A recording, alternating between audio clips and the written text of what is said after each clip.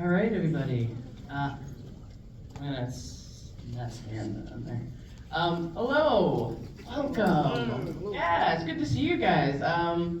First and foremost, thank you for coming out on this rainy day to spend some time with us. My name is Kendall Harkness. I'm head of culture and community at the Star Tribune, and I'm here to say welcome. This is the Minnesota Matters Tour.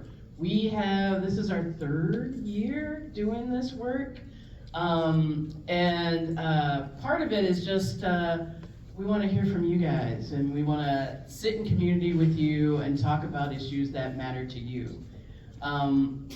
So if hopefully you've been paying attention for the last year, the Star Tribune has been on this journey to make itself the Minnesota Star Tribune for real. Part of that was really taking care of like a back end of things, the stuff that you don't see. Like you see the app, you see the website, but there's all sorts of infrastructure underneath it that we have done tremendous work on. I don't think there is one single thing that we haven't changed about the Star Tribune, except for our love of journalism and curiosity. We did invest in the state by having probably about a dozen reporters from around the state, including JP, who live in the communities that they're covering, and so that's what matters to us. Today is a day of learning. We want to learn from you about what's important about your community and what you want to know, what you want to tell the rest of the state about your community, like that. Those things are important. And for you guys, I'm hoping that our panelists will inform you about our topic today, which is agriculture and the future of it. And so that you guys can have a dialogue. The third thing that I like is that you're with your neighbors. This is a great time to learn from each other. As a journalistic institution, it's our job to give you information, but it's the community that gets to decide what the solutions are. And so our hope is that you get to talk to each other, get to talk to our panelists, and talk to us, and that we have this lovely day of learning with each other and spending time. So I'm gonna be quiet now. So I do say that we have, I should introduce some of the folks in the room, some of the journalists in the room, and the Star Tribune folks. So I talked about myself, and so where's Reed? Reed, you want to ask? Yeah. Hey, I'm Reed Forgrave. I'm based in the Twin Cities, but I cover greater Minnesota. I like to say that I cover the donut, but not the whole, so everything except the metro area. And I was actually in Marshall on this campus just a few months ago writing about the SMU wheelchair basketball team, which was such a gratifying story to do, and I've always enjoyed coming to this town. So thanks for having us. Chris, you want to go? Yeah, hi, I'm Chris Isles. I'm the VP of Communications and Brand Marketing for the Star Tribune. Thrilled to be here with everyone here today. And LP. I'm Lauren, Sponsorship and Events Manager on the Brand Marketing team at the Star Tribune. And Karen? Hi, I'm Karen Tolkinen. I am a columnist with the Star Tribune. I cover greater Minnesota, and I live in Ottertail County, so it's about 2.5 hour drive north of here. And I love living in Ottertail County. We've lived there since 2010 in the house that my husband's great-great-grandfather built. So we have long roots in that area. And JP, I'll let you introduce yourself and then introduce our panel. All right, everyone, good morning. Morning. Morning, yeah. Thank you for coming on this rainy day. But yeah, I'm JP. I grew up in Redwood Falls, and I live there now. I used to come to Marshall a lot, I guess to see our team lose in high school. But also, I took a lot of CLEP courses here. A lot of people in Redwood always talk about like, oh, if only we had SMSU, which apparently we could have. We just decided we wanted to be a small farming town. But I grew up in Redwood, joined the military. I was reporting in New York and Texas and overseas. I came back, because I wanted to report on the place that I grew up, About a year ago I came back, the second week was the floods, and it's just been a whole bunch of stuff happening all the time after that, you know. And today, I'm really excited. We're having a talk about the future of ag in a time of a lot of uncertainty. You know, we have, talk of tariffs and trade wars and deportations. And I'm really excited to have our panelists here today. We have Sam, who is with Green Seam, he has a lot of experience. If you could we could go down the line and we could all talk about ourselves a little bit. Sure. Good morning, everybody. Sam Ziegler with Green Seam. We do economic development around food and ag for southern Minnesota. And so we've had a lot of events. We had an event in Redwood Falls that JP came to about workforce, immigration, those types of things. And in addition to that, in my background, I have a farm in central Blue Earth County. Hello, everyone. Hello, everyone. My name is Fernando Quijano. I am a community economics educator these days. I'm a professor emeritus of economics from Dickinson State University in Western North Dakota, actually. And I'm an artist. I like to paint architecture, and I do books for art. And thank you for having me here. It's an honor. All right, and I'm Tom Peterson. I have the honor to serve as commissioner for the Minnesota Department of Agriculture. I'm in my 7th year as commissioner. I live on a horse farm about an hour north of the Twin Cities, and I'm really glad to be here today because, as you may see, we're entering a special session. But one bill that did get done was the agriculture bill, and it passed both bodies with strong bipartisan votes, and really good to see. So I get to do the best part of my job is to get out to rural Minnesota. So thanks for having me today. Hey everyone, I'm Brooks Johnson. I'm a food industry reporter. I cover agribusinesses as well as 3M, manufacturing. I grew up in Fargo, North Dakota. I worked for many years in Duluth, which is where the Star Tribune found me when they decided to restart their bureau up there and jump-started this whole greater Minnesota effort. So happy to be here. It's always better to be outside the office than sitting at my desk. So thanks. No, I'm really grateful for all our guests for coming, and I hope that we have a good conversation. Now, Tom, I want to start off with you. There always seems to be a lot of uncertainty with, trade policy and tariffs. What are farmers telling you? What are you hearing out there? Well, it's such a unique time right now. I could almost refresh Twitter or X or whatever we're calling it today, every 2 minutes just to get an update on what is the latest, on this because, and I think that's probably one of my biggest concerns. And one thing I hear from farmers is right now, if you're an actual farmer, tariffs aren't hitting you too bad yet. Prices are about where they've been, maybe down a little bit. Futures may not look good. Some things are really good, beef, for example, and so you're just trying to, figure that out or look at the long game, but we look at on tariffs for Minnesota, it's very simple. Our top 3 trading partners are Mexico in 2024, Mexico, Canada, and China.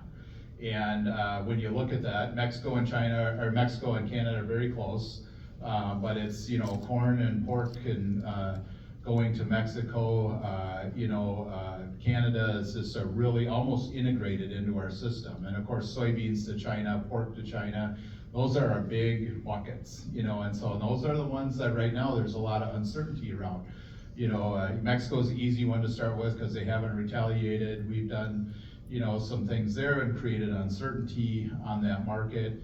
Canada, our pork industry is integrated into that market, but we haven't, seen an impact from tariffs there. There hasn't been place there. Ethanol's been left off. That's a real growing market, especially for this area, for Southwest Minnesota. It's a tremendous opportunity to go to Canada. Potash has been, put a tariff on. First it was 25%, now it's been lowered to 10%. But a lot of that too was from pressure, right? So we just said, hey, that's an issue. But not a big issue at the moment, because a lot of potash was bought in the fall.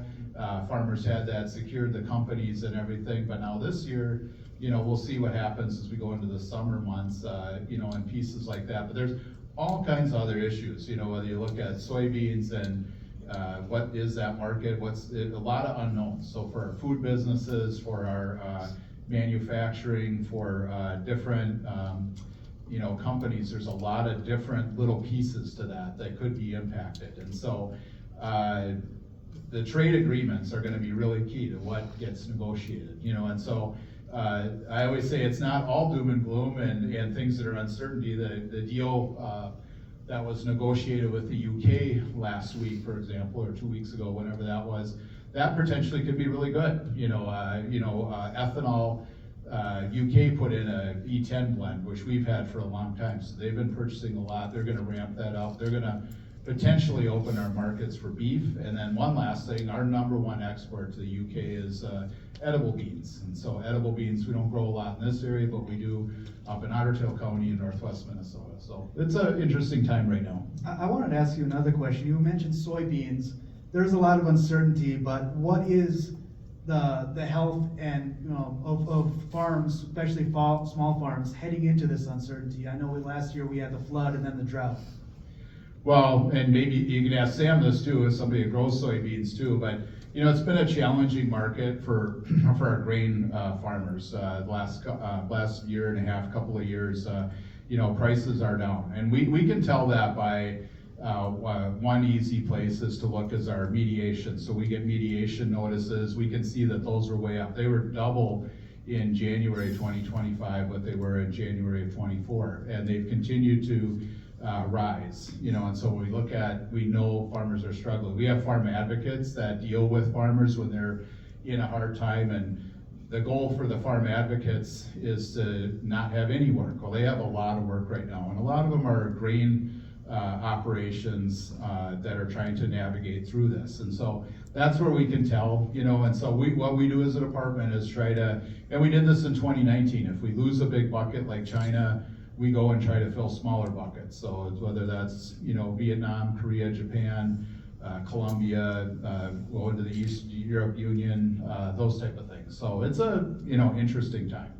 And Sam, I would like to ask you, like you wear, multiple hats, you not only of Green Sea, but as a farmer yourself, like what are you hearing out there? How are people dealing with the uncertainty?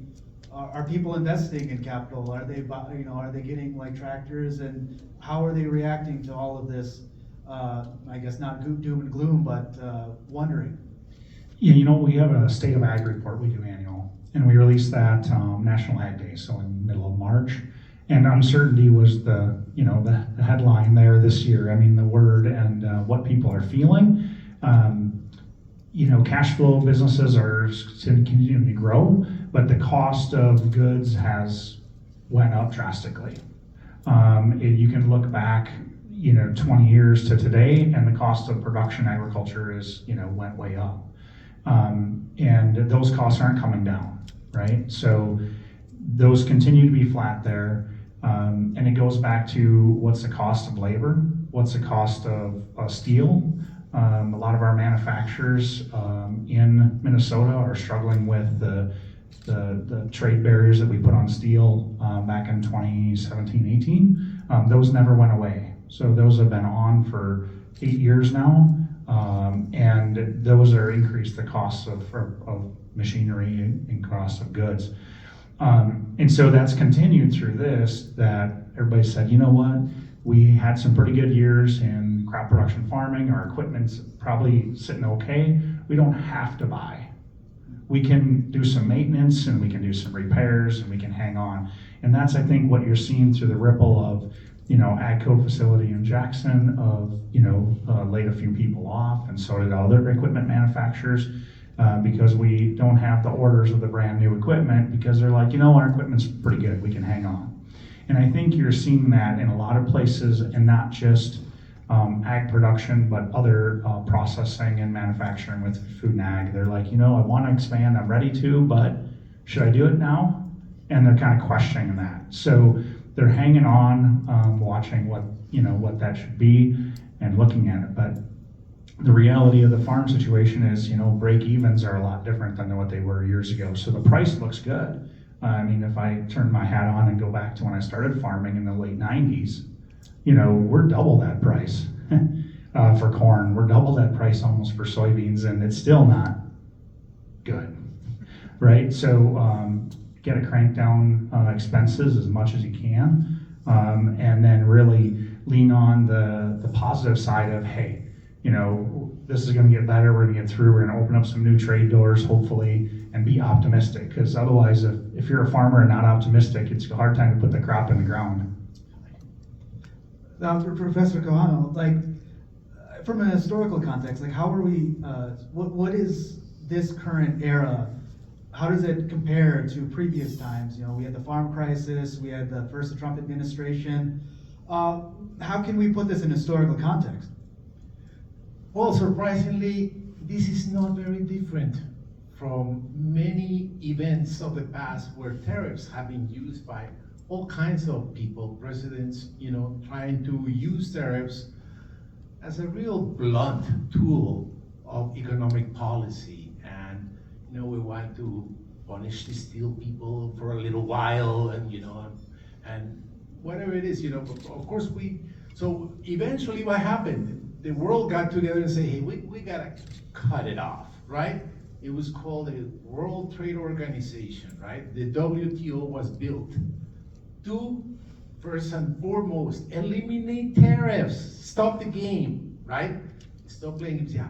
So tariffs will protect some producers here and some people there for a little while, but overall, in the long run, tariffs are not good. Tariffs are a tax, not only a tax, but a regressive tax, a tax that falls mainly on consumers. So the history points to, people taking, politicians and presidents certainly, taking advantage of this tool, but economists certainly tell them, stop it. In the long run, it's not a good idea. Yeah. Now, Brooks, you recently did really good reporting where you had talked about how CEOs and executives are approaching this uncertainty. What have you been seeing in terms of how, ag execs and other execs are approaching this? Cautiously.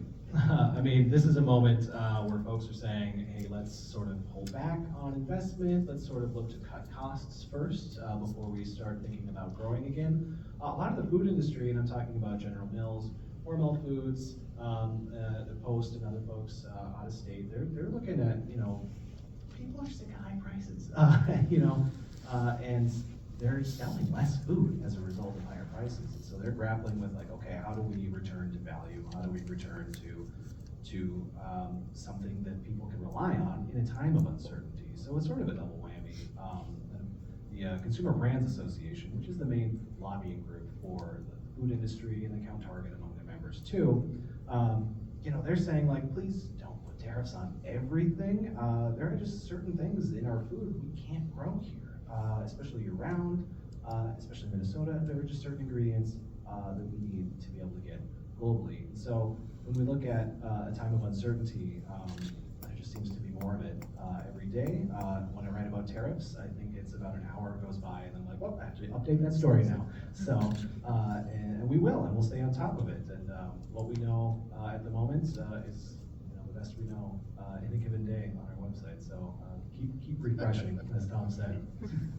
I have a question now for Tom and Brooks, and then I have a question for Sam and Fernando. But for you guys, one of the things that is coming out now is this Make America Healthy initiative.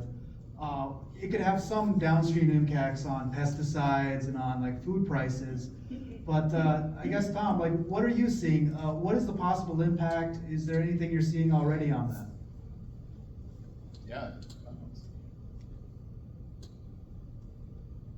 Well, thank you, because I think that's a really timely topic. In a day or so, we're going to see this new MAHA, Make America Healthy Again announcement from RFK Jr. And we're going to see what does that look like. And so I'm a wait and see person. Let's take a look at it and go from there. But a lot of it, you kind of heard, is focused on glyphosate, pesticides, oils, seed oils, things like that, and that, you know, can have a really big impact on how we do agriculture and things, but it also might create some opportunities too as well. And so I think that's really an interesting piece. And my question and thought is, how does that, work with the USDA? And so the USDA is working with our crops and different things. I had quite an issue with, not to be super political, but with RFK Jr. and he did a video in front of the USDA, and he said, he's explaining it. We're going to buy local foods from farmers, and we're going to put it in schools, and we're going to get that to food shelves. So we're going to cut our pieces, and we're going to do soil health. And at the same day, the USDA canceled $18 million in local food purchases from Minnesota.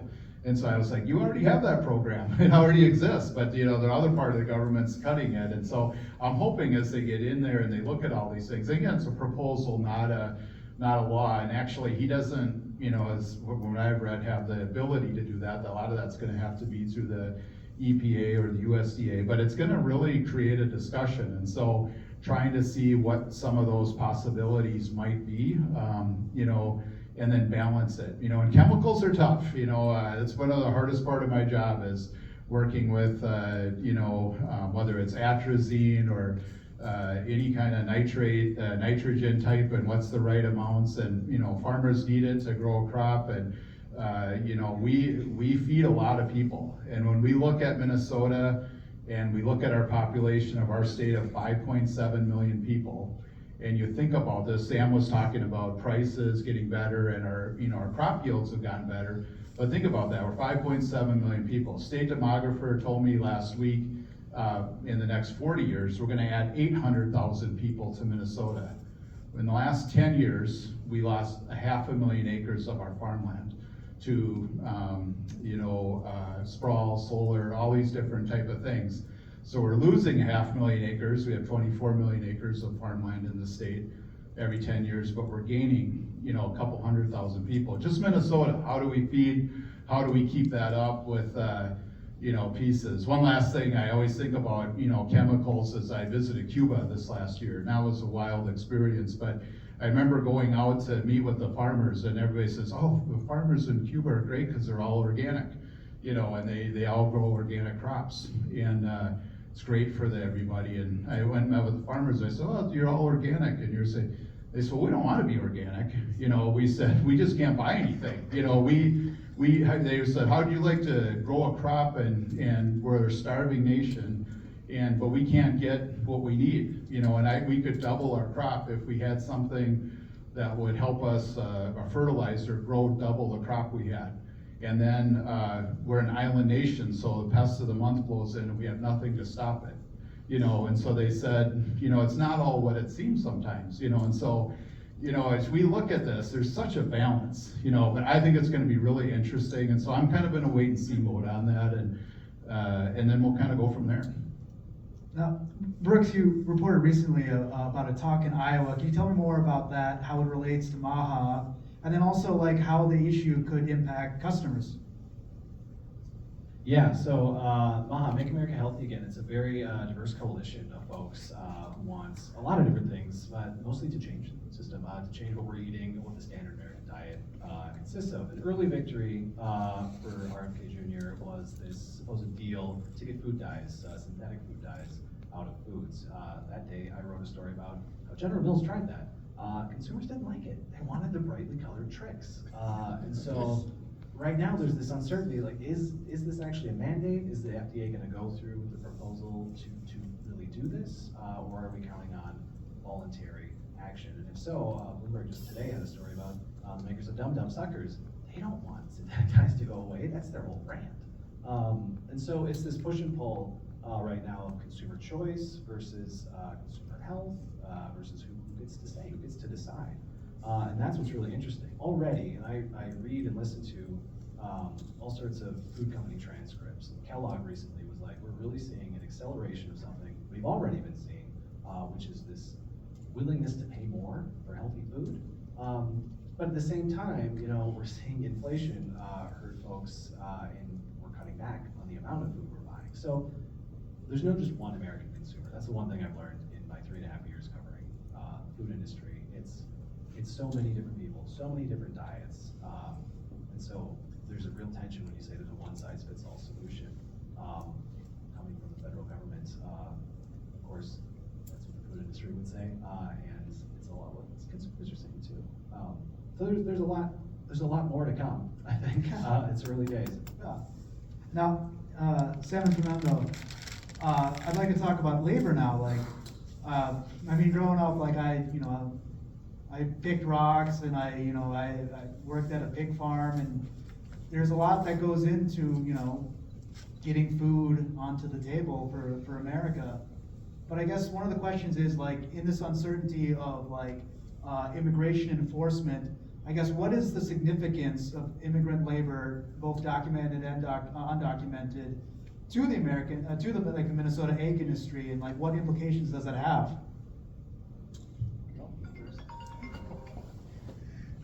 Well, I'm glad I'm sitting next to Sam because he's really good at this. But fundamentally, I do have a good insight into the foreign workers that come to the United States to work in the United States, and including the H-2A, of course, the agricultural workers, and there is no reason to not have everyone documented. I think that's one thing that maybe, with all due respect to the agricultural industry, everyone could work on this. It's just changing the mindset of human resource departments. That really all comes down to that. The State Department, they are fantastic people, and they will work with you if you need a worker. Believe me, you just have to make sure you're not taking someone's job from the community first. Of course, you have to advertise the job, and it has to be available to our citizens here first. We understand all of that. The immigration system makes perfect sense and is run by the Department of State. They're outstanding people. They're not idiots. They know what they're doing, and they're out there to help you. Believe me, I brought my own wife from South America, and had to deal personally with them. They're fantastic people. So yeah, let's work on maybe reducing the amount of undocumented workers and work more on the documented, having everyone documented. There's no reason why not. I don't know if Tom, you agree with that? Yeah. Generally? Yeah, no, it's a big issue. There's a lot to say about that. I mean, while Minnesota in the next 20 years or so is going to grow as a state in population, in the last few years, the only way we've balanced our population with the migration is international migration. So in the last few years, we've added, I think, about 1,400 people to the state of Minnesota, and we've had outward migration of about the same. And so that currently is balancing it. The little bit of the concern of the forecasts of the population growth, it's not here. Okay, so for all of our businesses in southern Minnesota, especially southwest Minnesota, the population decrease is what's on the forecast by the demographer, right? And so how do we handle that as businesses in the community? How do we fill that void? How do we find the workforce that we need, whether it's for our nursing homes, for our manufacturing facilities, for our hospitals, for our farms, right? And the immigration part is a huge component.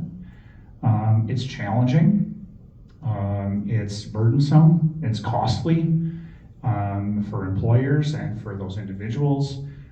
There's interesting rules when it comes to TN visas, for example, of you can get your visa or get that person's visa to come here and work, but their spouse can't, right? Unless they also go through the same process and get lucky that they get selected at the same time.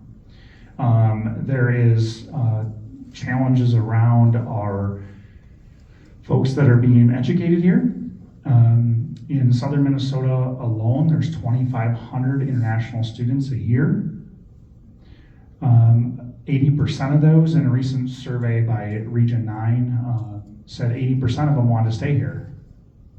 Okay, so one of the bigger expenses of a company to recruit an individual in a certain skill sets is recruiting them to our region. And especially you'll hear in rural Minnesota, it's hard to get them to come here because most of these folks grew up in larger cities. But they're here, they want to stay. But the process to do that, there's a process, but it's complicated. Sam, is there any change in how companies are approaching this process? I think last year there was a workplace, workshop where people seemed very interested in hiring international students, international workers. And then this year I attended it and just seemed to be comparatively sparsely attended. Is the uncertainty kind of weighing on employers as they go through this process, or as they envision it? They have to be really hungry to hire someone and focus on the international side because it takes more work. So yeah, we had our event in Redwood Falls, which focused on anything or anyone in regards to international workforce. And then we had the one in Mankato here more recently, and that was focused more specifically on students. Because I do think that it's a low-hanging fruit that hasn't been utilized, and it's been a great attraction and funding mechanism for our schools or for our universities, and they're doing a great job with bringing those folks here. But as far as how do we employ them and utilize them with the limitations that we have, and I do think it was a smaller attendance than I hoped, and I think that was a little bit of it's one more thing I got to worry about and focus on right now, and I have other things that are more pressing issues and focusing on, and so I don't think we've seen the attendance because of that. Now, Fernando, can you talk about the beekeepers?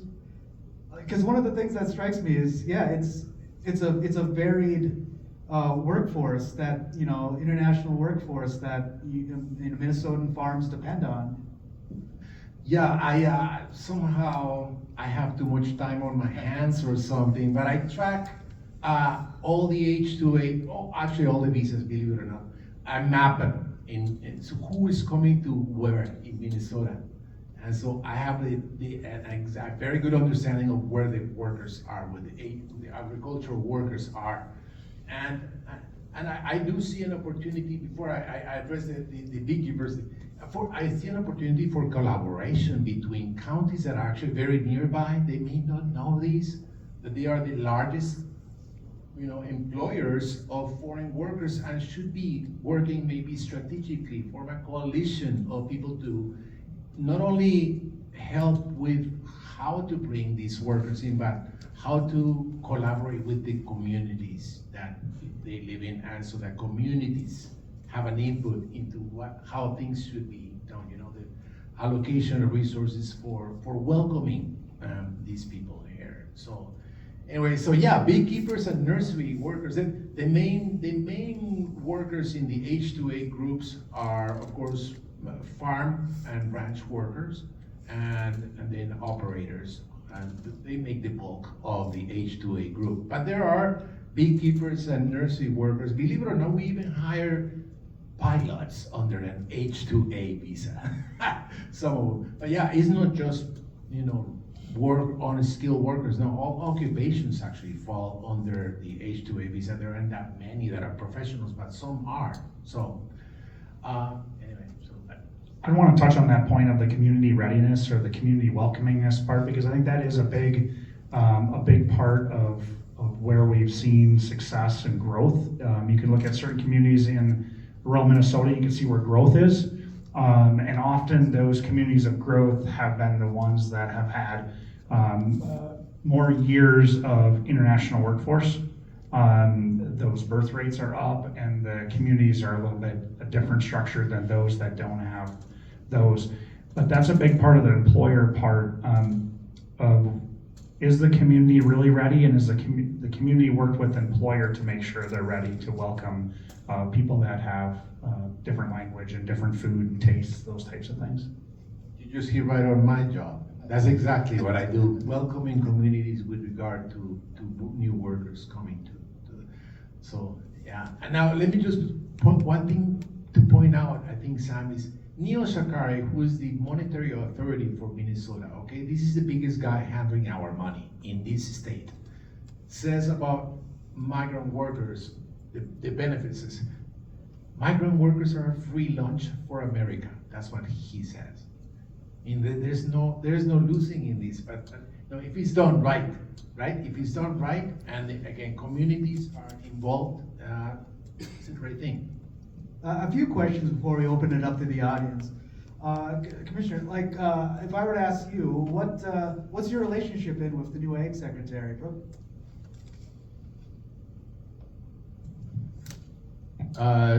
Yeah, and really interesting just to get in and get started and everything. And I'd say it's been pretty good so far, you know, as we get into it. I don't agree with a lot of the things that we have, but one of the things that's really important is to have good communication, you know, and so that's been helpful, is that we have good communication, that I can communicate things to them. They may not appreciate it all. I'm very respectful on behalf of our state, but I tried to say, like, hey, you know, we're closing this office, you know, because we had a lot of that for a while. We had, we're gonna lay off these folks, you know, and then 2 weeks later, we're gonna hire all these people back, you know, we're gonna lay off probationary, we're gonna bring these people back.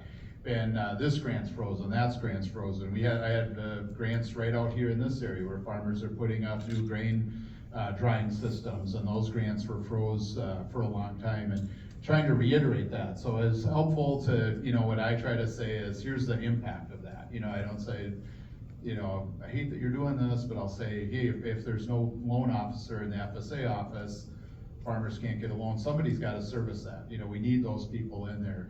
NRCS, our local conservation officers, our REAP grants, our EQIP grants, all these different things, what's the impact? So having that relationship's important. The other piece that's been really important and into this area too and everything is dealing with avian influenza. So Minnesota #1 in turkeys. We have Turkey Valley here in Marshall.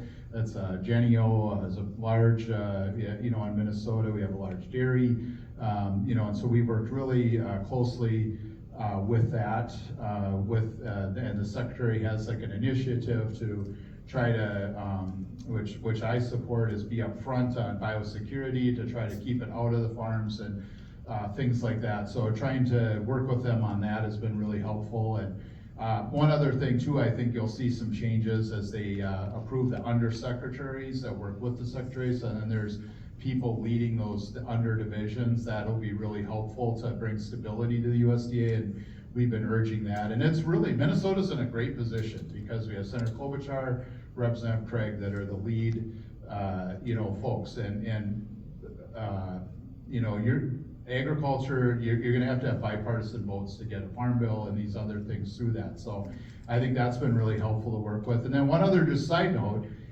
people might not know, but the USDA Secretary Brooke Rollins, she spent her summers in Minnesota. So anytime she sees my name or she says Minnesota, she always brings that up. So we're gonna use that as much as we can to get what we can get. I mean, just to follow up, it seems like there's a very strategic push and pull. Like, how have you decided like what to push back on in terms of staffing and grants, and what to, you know, this isn't the hill we want to die on today. Yeah, because literally, I actually, to our Congressman Finstead and Congresswoman Fishbach and Senator Klobuchar and Angie Craig, I was doing a Monday morning, I called it my airing of grievances for the week. And because we had a lot of these things, right? We had office closings, we had tariffs, we had a whole bunch of grants. We had, you know, millions of dollars of grants frozen at the Department of Agriculture that impact farmers. And farmers don't know, you know, they signed a contract with the state, or with the federal government. You know, they didn't know where the money came from, the CCC or the IRA or the Farm Bill or whatever. All they know is they saw it, they signed up for it, and they, in many cases, put money down, and some of these projects are really big, and it impacts, you know, like a grain dryer system might not impact just the farmer. He had ordered cement, and he had lined up an electrician in Lamberton and everything else, and so they're all waiting, and they had this all in. And so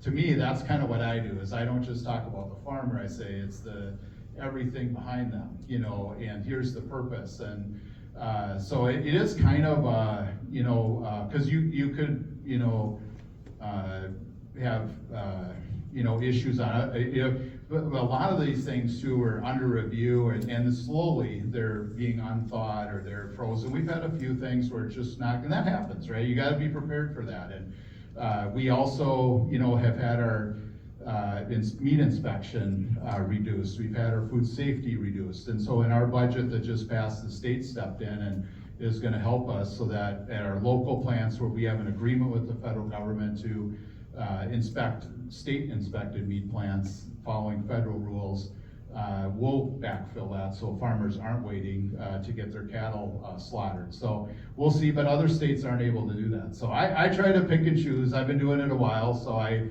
a get more with honey or milk than sugar or whatever it is, and I try to, and we've had some good success. But again, we have Senator Klobuchar, we have Representative Craig, Representative Finstad's been really good, in working and hearing some of that and navigating that. Oh, and Representative Emmer too, Representative Emmer, again, is a ranking member, somebody I've known my whole life. And so, I try to work with everybody to get what's best for our farmers and our food and agriculture companies in the state. Now, Brooks, I have one question for you, and then after that, I guess we'll go to the audience. How are we going to set it up in terms of I'll give the mic to you and then you can go around. Yeah. But Brooks, in your time, reporting in greater Minnesota, rural America, what's been the most significant moment for you? Is this the part where I brag about getting to fly with the Blue Angels about Lake Superior? Is that maybe was significant? Anytime I've been able to walk into a factory, whether it's 3M making tape, or it's ethanol, or it's just a farm. It's not just. Anytime I'm out and able to talk with people and see what goes on, see the economy in real life. There's so often, we love to just put numbers on things, put labels on things, and just put it in a neat package, but everything is so much more beautifully messy than that. And every time I drive across our beautiful state, I just realize that. I just look at every shop, every building, no matter the shape it's in, and I say, this is why we do this. We're here in this together. So there's not really one moment, again, other than the Blue Angels thing, because that's really cool.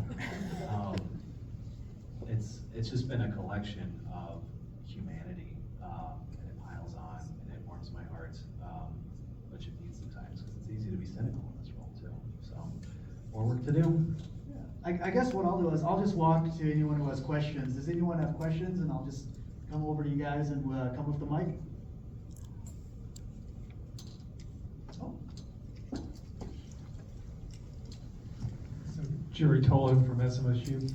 Do you have a sense of whether the next farm bill is going to come or just continuation with what we have?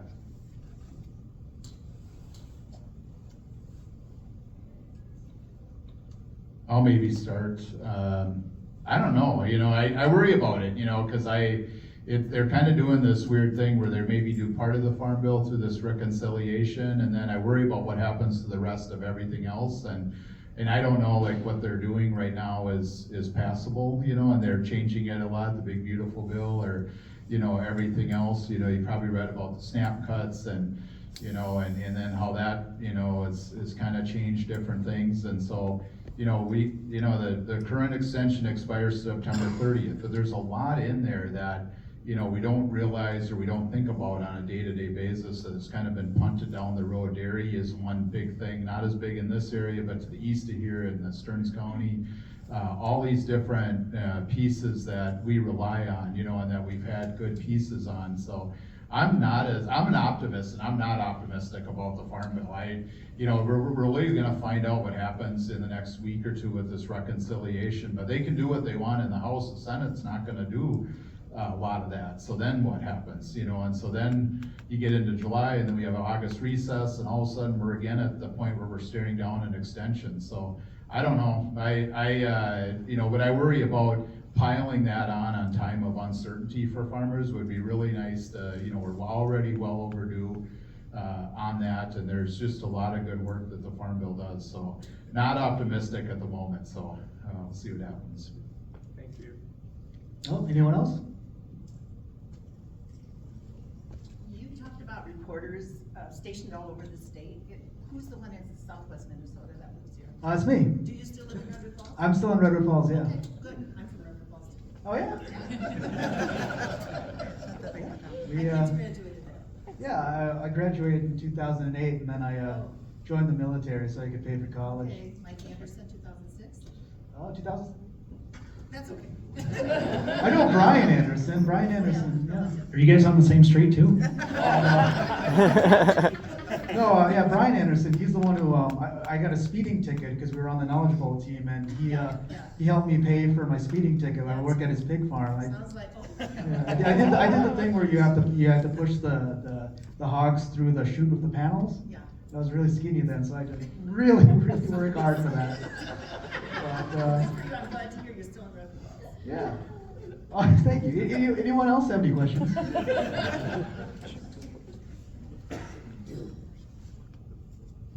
Thanks. One topic that arises a lot in ag is how elements are being reshaped by tech. AI, drones. Does the state have a point of view on how best to implement and embrace technology? I think really all the panelists would have a POV, whether it's like how maybe non-traditional ag companies can get involved through tech, or what implications it would have for funding or labor. So just curious about the impact of tech and ag. Yeah, it's pretty exciting. Somebody who has, I have a 19-year-old and a 20-year-old, and I like to do things like we've always done them on our farm, and it's really cool to see. My son's really interested in this. It's basically invisible fence for cows and sheep and everything, and you can move it around by your phone. So he could be here and move our sheep around or goats around in Pine City, and with the technology just from his phone. It's not quite there yet, but it's like, those are the type of things though, to me, that are gonna help draw the next generation, but it's pretty neat. I'd also say another great example is irrigation. I always think irrigation's really misunderstood, but it's improved so much over the years. When you look at, when I go to, meet with farmers, or I'm sitting in rooms like this, I'll be like, what are you doing? He's like, oh, I'm turning my irrigation on, 2 hours away, and I'm adjusting the flow, and, and been able to save farmers money and water and targets, and you see the things coming out with the See and Spray for the new equipment for where they can just pinpoint one weed in a field instead of spraying the whole field, and all these great investments in AI we talk a lot about. Even at the agency, one of the great things in AI is translation services. Minnesota is really changing as a state. We have a large Somali community, a large Hmong community that are all in like the food business or different things, and for us to transfer everything into code is like, is costly, but it's become cheaper with AI. And somebody's still got to check it and make sure it's right, but just doing that all the different things that we do. So I'm excited about it. We're trying to embrace it as much as we can. It's hard sometimes. Sometimes the government gets in the way of itself, and it's like, oh, I can't do that, or gotta be careful. But I think the possibilities are endless, and so very excited about all of it. Sam Fernando, have you seen anything on this? Well, actually, yeah, I do have my own 5 cents on this. But fundamentally, if you want to look at overall at the well-being of communities, okay, what does that depend on? It depends on 3 things: labor force participation, productivity, and hours worked and population growth, right? So obviously technology is a main determinant of labor productivity. So we have all seen it, right? AI is helping us all in big ways, certainly. So that will increase labor productivity, and that's great, but only to some extent. We need population, right? You were talking about that. It's more difficult to find people to stay here, to bring families and create families and so on. So technology is fantastic, but it helps only to some point. And it does have diminishing returns unless you work on the other factors, right? On the population growth and the labor force participation side. On the technology side, there's a lot of things that have changed, and we've used AI and different levels of technology for a long time. It's just more rapidly advancing, maybe now for more on the consumer those side of things. And what we see for the economic development side is how do we attract some of those companies to be here versus be in Silicon Valley or Boston or St. Louis or those things. Be out where the industry that's using them, and how do we do that? And that it's been an interesting journey for Green Team. We went to the World Agritech Conference in March in San Francisco, and a lot of those companies that are coming up with ideas around food and ag haven't necessarily talked to a lot of people in food and ag. And it was an interesting conversation with some folks that were solving for problems that I'm not sure were a huge problem, and there was others that were tackling major problems. With that comes, how is our regulatory agencies keeping up with it? Drones that are sizable, that can carry certain payloads, for a long time have been really hard to enter into the market, because now all of a sudden you're messing with military regulations in many ways, and flying. How do you convert them just to one, where you have to have two people managing every drone, a pilot and a viewer, and how do you move that to swarms? So that way you can be more efficient, have one person, one trailer, out in a field covering acres and being very specific on the weed or the pest that you're trying to control. How is that adapting to it? When we look at what some of this AI, some of this drone things takes, it takes data centers. Data centers use energy and they use water. That's turned into a little bit of a challenging component of where do we have those resources? Where do we put our resources to? On the other side of the technology part, I'm really excited for that. For the most part, over the years, you've seen it on the most efficient, the larger farms, being able to afford and use those things. Now those technologies, those chips, those computers and cameras are being used at much smaller levels, and are more affordable at the much smaller levels. See and Spray is the one that, John Deere kind of was the first one to market for it. Now there was a number of companies I met with and out there that all have equipment that you could add to your existing at a much lower price. And one of those lower prices I thought was very fascinating in the AI conversation was it typically took 2,000 to 4,000 photos of a thing, of a weed or of an animal for the cameras and AI to be able to recognize it. Now they're saying a couple hundred is probably good. So how much faster we can adapt to changing dynamics with those. In the manufacturing world of cold storage or food storage and product, having things automated, because people don't like to stand in freezers all day and work to move pallets and move individual products. So we're seeing our food storage and handling system go more automated. We've seen, the dairy industry has been long looked at as, milking the cows, right? And some of those other components. Animal health is one. There's a company that's working with a number of businesses in southern Minnesota to make sure biosecurity really is what it is, that this truck or this person can't access this yard or this barn until it's washed or those things. And the protocols are out there. The standard operating procedures are out there, but not really always really followed. And so now there is camera technology and GPS technology that's following trucks, following people, and they can't go into this facility unless if they've been in another facility. And so the door won't unlock, right? Those types of components, when you're handling a very challenging and very complex supply chain of repairs to fuel to rendering to whatever it is, make sure they're being followed to make sure we keep our animals healthy. And so all those are being, we're seeing happening here, and I see a lot of positive in things.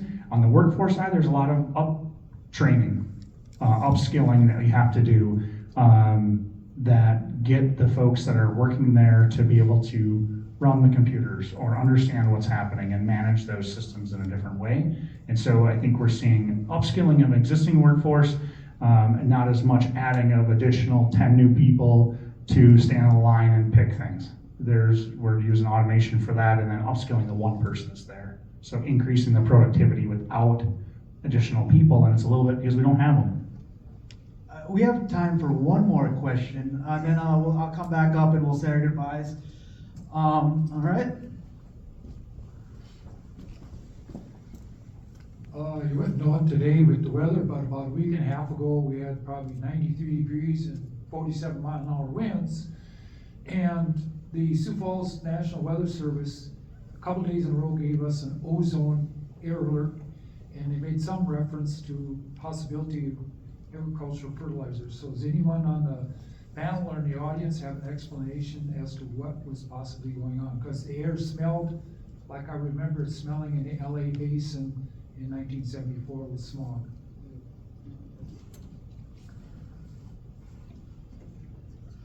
Well, I hadn't heard that,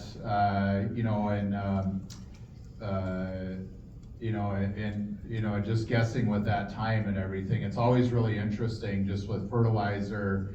About once a year, there's, even in the Twin Cities, there's an odor that comes in, and that's from, farmers spreading manure or different times of the year, and it's interesting how it does get up in the atmosphere and spreads out or can, do that and everything. The one thing I'd say is Minnesota has pretty, compared to our surrounding states for sure, a really tough, fertilizer rules. We have a groundwater protection rule where we limit fertilizer, and there are some areas in southwest Minnesota where, farmers can't apply or have to, be trained. They have to follow different regulations, and everything else as well. So not as familiar with that, but, it's very possible because of the heat, the humidity, the ongoing, we see smoke, but we do see that from time to time, especially more in the animal fertilizer part. So very interesting.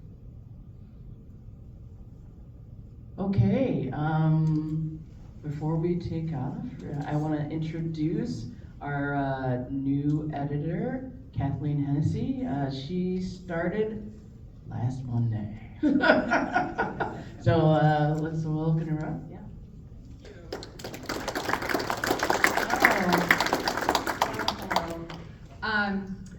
Thank you so much. I'm really excited to be here. As Kendall mentioned, I am brand new to this, and so I am delighted on my second week. My first week was all about figuring out the Star Tribune and meeting everyone in the newsroom, and now my second week is going to be about running around the state talking to readers, which feels about right. I mean, I'm excited to listen. I'll just tell you a little bit about me so that when you're firing off your emails to the editor or your letters to the editor, you know who you're talking to. I'm a Minnesotan. I was born in St. Paul, grew up in St. Paul, and went away to college and stayed away, as so many young people do these days.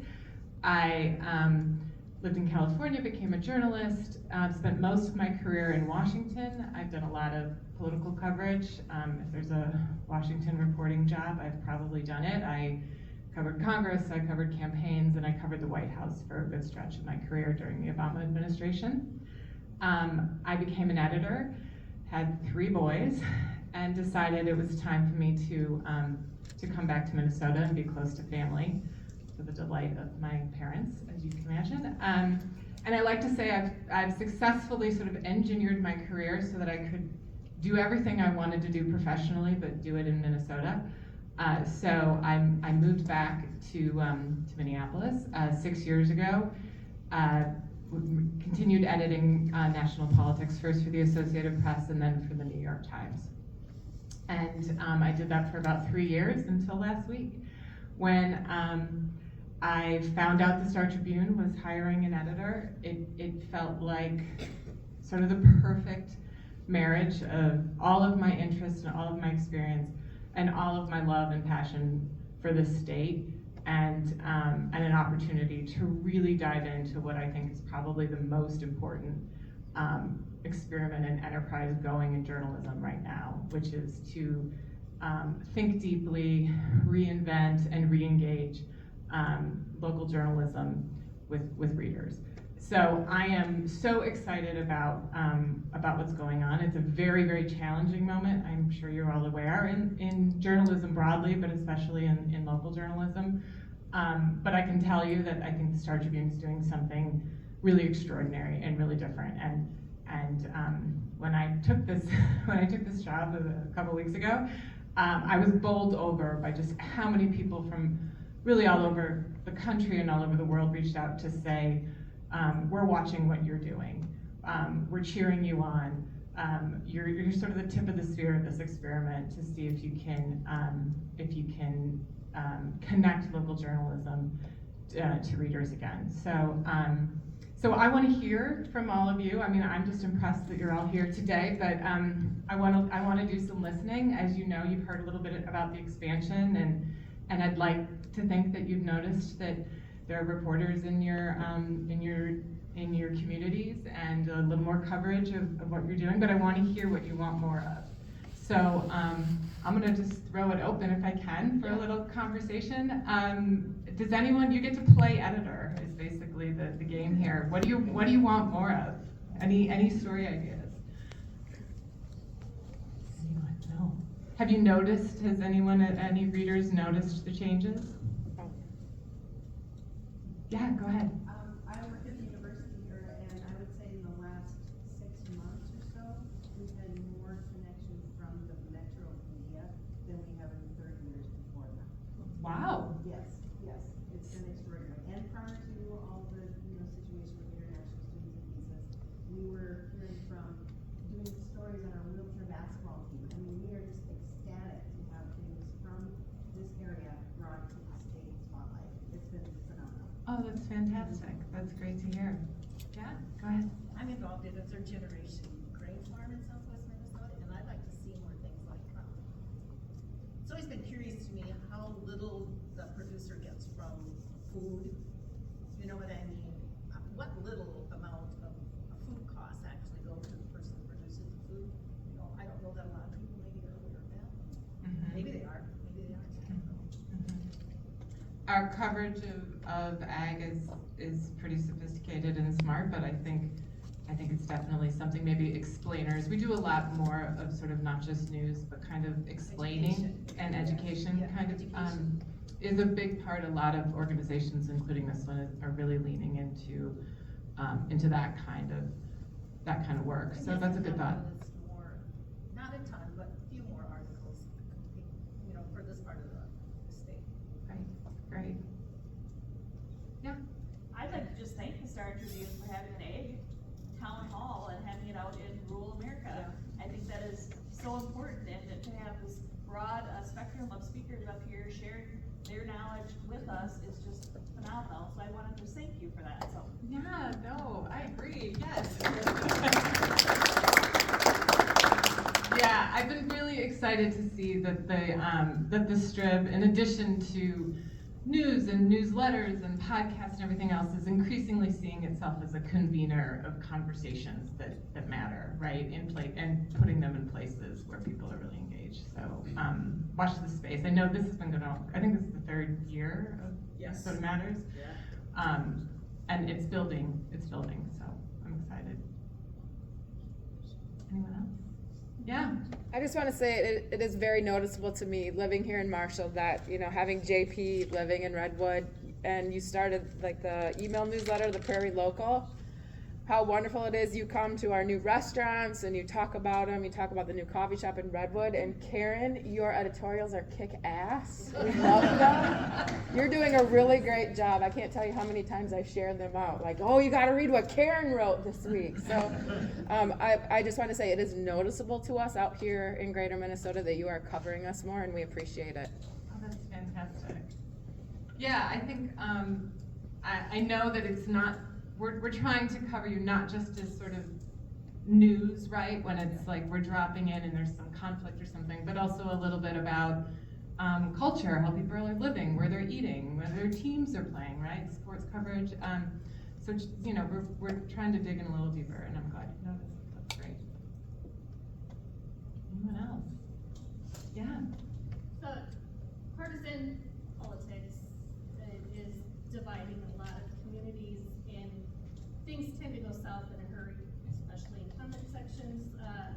And as a subscriber, you know, I watch kind of, you know, what is being talked about in rural Minnesota. How is the focus on rural Minnesota and the Minnesota aspect of it? How is that, how are you thinking that we can kind of have more bipartisan coverage for some things, particularly agriculture? Agriculture is not partisan. Yeah. And I think, you know, we hear from a lot of our friends that they have a certain opinion of what the Star Tribune is. So to make it work for, you know, your readers, your subscribers, and to get more coverage, more subscribers in the area, what is the plan there? Yeah, that's a really, really good question. One thing I'll say, and I've thought about it and worked on this issue a lot over the years, is that I think it really helps to have reporters in the communities they're covering, right? I mean, a lot of, I've worked in national news a long time, and I can tell you that when I parachuted into a community I didn't know much about, and when one of my reporters did, I know we're missing nuance. I know, I knew we were simplifying things in ways that often put people into camps and cast a story as a sort of a clash of an ideology. That's not always the case, right? So the more people we have in these communities understanding what some conflict or some debate is really about, I think that just makes the stories better, and it just helps us get closer to any given issue and not see it necessarily through the prism of right and left or whatever the issue is, right? So reporting is almost always the answer, but better, stronger, closer reporting for sure. More listening, more sessions like this, being closer to the story.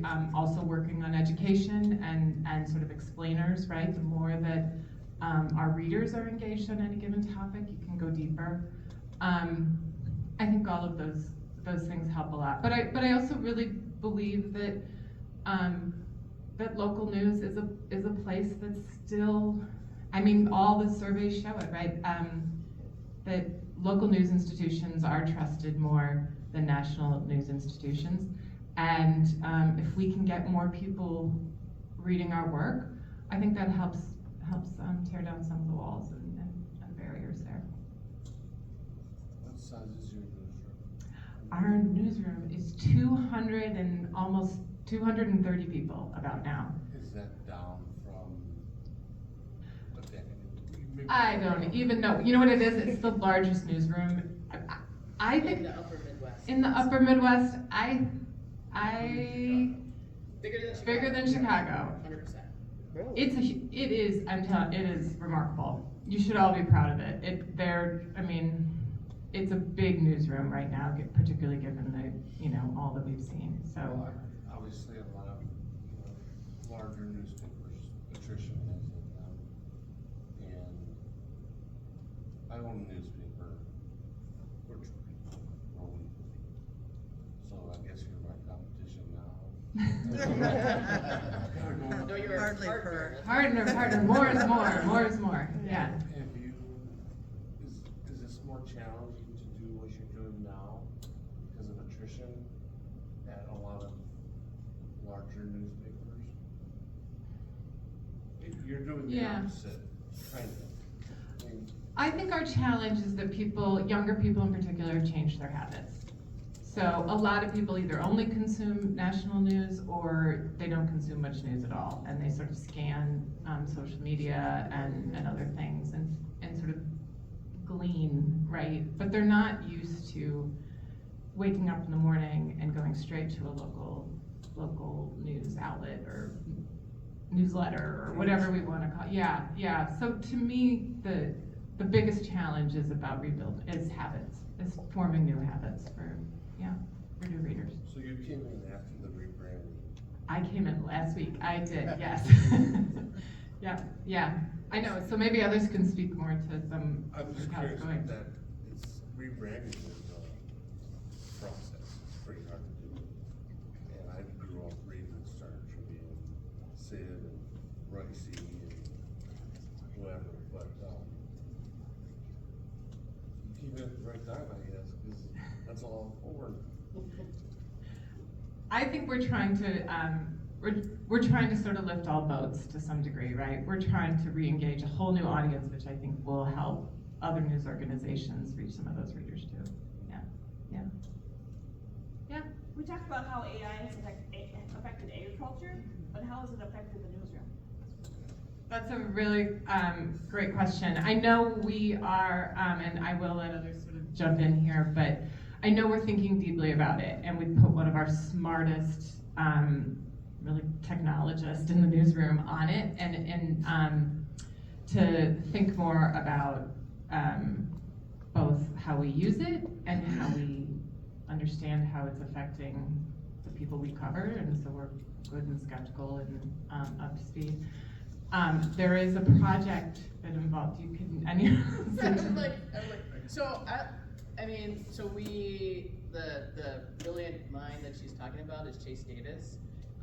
He's in charge of our AI lab, and the first thing that we did with the AI lab was we need a set of ethics. You know, we're journalists, we have ethics. How does that ethics extend to the use of this tool? And then once we set the ethics and the parameters and how we wanted to work, you know, they have a couple of people in there who are experimenting with how to visualize data in an interesting way. They just came up with this super cool tool that we couldn't show you just yet, but can you look up your town and then find all the stories about your town that we've written about? That sounds like fun. So using big data sets in order for readers to find things that they care about more easily, that's sort of where we're leaning towards. There are things that I still. Yes, go ahead. Kendall, welcome home. Oh, hey. I would share with you that there's a special program here at Southwest Minnesota State University. It is the Minnesota Agriculture and Rural Leadership Program. I'm fortunate to have participated. Sam Ziegler has been in it, Gail Donkers, anybody else in the room? Oh, Carolyn's there, okay. So across the state, there are 382 people over the first 25 years of the program, and they have some awesome stories to share. My question for you is, what's the best story you've covered and why? Well, for me, what the best story I've covered, oh man, it's like asking me to pick my children. Which is actually easy. There's only 3. None of them are here, so I'll say. No, I'm kidding. My favorite, okay. Well, I worked in Las Vegas for a long time. So this was a small story, but remains my favorite story, which was I covered politics, and there was a particular presidential campaign that was gonna this is a good story for this audience actually, it was gonna make a stink about moving up to this tiny little town in northern Nevada, and he was gonna show off what a good rural candidate he was, and he knew the place, and so his campaign went up there and opened an office and hired a campaign manager and made a big to-do. So I went up there a little bit afterwards to go see what it looked like. And this is rural Nevada, so it turned out that no one had told this candidate that he had hired the local brothel owner as his campaign manager. And so that got to be one of my first scoops as soon as I got to Nevada. So that's again, reporting is everything. Yeah. Go ahead. Might be a question for JP. Being here in this part of the state, have you heard from neighbors, community members about ways that the Star Tribune could show up, or also in the ag space, like the rise of podcasting, for example, where you can listen from the combine? What are you hearing about how the Star Tribune could show up? Well, it's a mixture since I got back. I think there's a lot of people who have a deep affinity for their local paper, and that's like something that I really think is amazing. There's people who will never touch the Star Tribune for political affiliation, or perceived political affiliation, but there's also a lot of people who very much want people to cover the local news that's happening, that might not be getting covered anymore. Like when I got to Redwood, you know, I think the week I got back to Redwood, the KLGR lost a lot of its newsroom. You know, it got automated. You know, a lot of the people, like a lot of like the journalists that grew up, they lost their jobs and they started sending news bulletins to Nashville. You know, there's a lot of places where, you know, there's a lot of things happening and not as many people who are going out to like to talk to people anymore. I think there is also a lot of people who do want podcasts.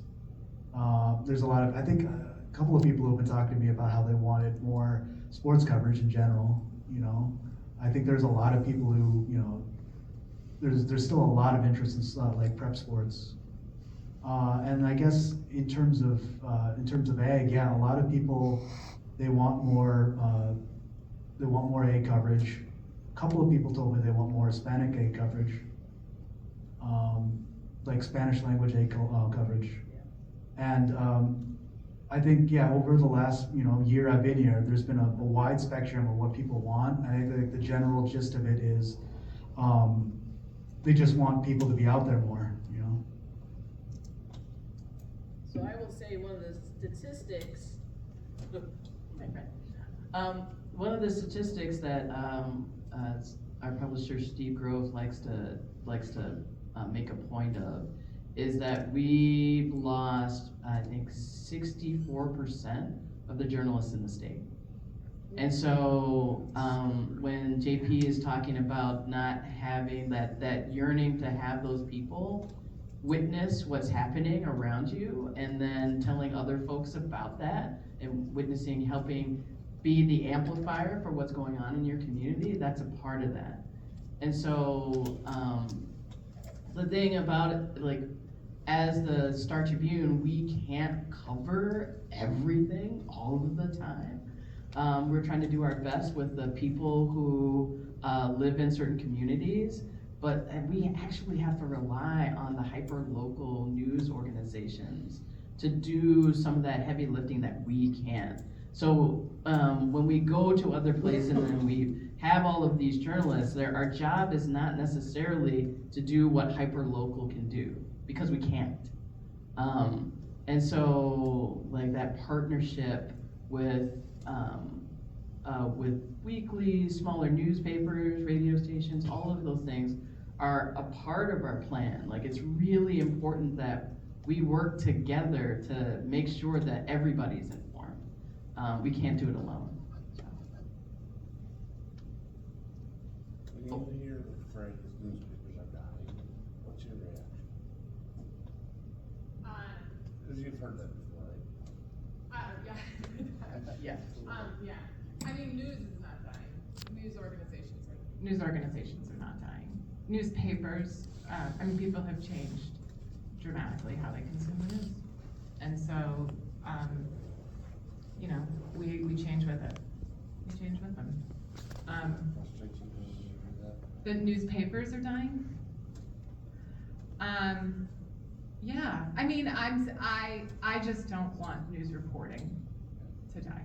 I mean, I'm pretty, I mean, it's my whole life. It's what I do, it's what I care about. I think it's what, it connects us and makes us better and stronger and smarter every day. And as long as we have a place and a way to reach people, if it's in their ears or in their inboxes, like, I'm okay. I'm okay with that, you know? But it's also still newspaper. I mean, absolutely, I know tons of people who run out to the front door every day and get their newspaper, and that's a wonderful thing. And it's still a daily miracle, absolutely, yeah. Or a weekly miracle. Exactly. Any other questions? I got a question for you. Oh, yeah, sweet. So if I look at my kids, and they're in college now or just started college, their readership of a newspaper is non-existent, right? And you mentioned a little bit of habits have changed. How do you start integrating best habits for our youth to start reading the right type of news or different sides of the news so that they can form their own opinion versus kind of getting sucked in the trap of reading one thing and that's the gospel? Yeah. I mean, I have a 15-year-old and I think about this a lot. I currently sneak onto his TikTok and Instagram reel and I mess with the algorithm by by looking at news sites and stuff so that it'll feed into it. He doesn't know that. Now he will. Well, some of it is being in their spaces, right? And we do a lot. I mean, we are increasingly ramping up our social presence. And when we write a great big story, there's almost always some companion piece of that, right? That includes reporting and information in addition to engaging visuals and all the things that work on social.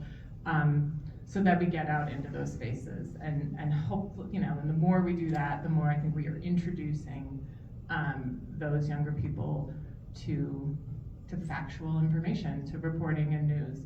But there's more to do. There's way more to do, and I think we have to think more about sort of how they consume information, honestly, which is not as text-driven as we probably all are. They just speak video and images and things in a way that we don't. So we have there's a learning curve, I think, a lot in terms of figuring out how to connect with that demographic. Yeah, go ahead, JP. I think one kind of cool thing, I had done a story about what's Minnesota's smallest town with a mayor, and it brought me to Kinbury, which is over by Worthington. And what was really cool is okay, we do the story, and then afterwards we did a podcast where we talked about what we learned in the story and all of the extra stuff that was in our notebook, and then I could send that podcast or YouTube link out to my family, and that was really cool because I also mostly listen to my news. I'll podcasts while I'm driving, or on the Star Tribune, you can press the listen button, or sometimes I just have my phone do the talking, so that way I don't crash while reading our amazing coverage. I don't hit a median somewhere. But no, that is I myself, that is a part of the change in me, as I mostly listen. So Jerry Tolan from SMSU. My idea would be, reach out to the school districts and maybe to the universities. If you want to sponsor a scholarship in journalism, we'd be okay with that. I'm writing that down, Jerry. Great idea. Yeah. That's a great idea. Okay, well, I think we're at time. We're good. Yeah, let's. Handing off the baton. Thank you guys. Thank you for talking. You guys feel smarter now that you've hung out with these folks. So thank you for coming. Thank you guys for coming, and we'll see you next time. All right.